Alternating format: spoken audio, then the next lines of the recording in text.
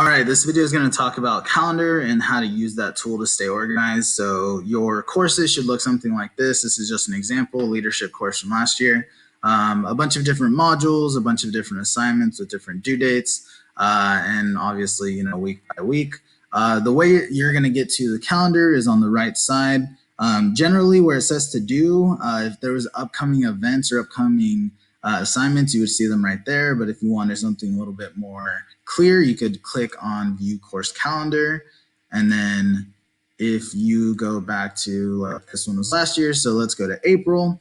You can see that there's, on the 3rd, there's something due, on the 17th, on the 24th. Generally for you guys, the assignments for a class are going to match the color of it. So like, let's say you have 3 classes you're taking or 4. Those are going to be different colors and you can kind of see them all in one place. And so that is going to be super helpful. The other way that you can look at this that can be really, really good for you to just see everything in one location is if you hit the agenda, it'll just show you the events or the assignments you have and the dates that they are due. So if you'd rather stay organized this way, that would be a great way to do it.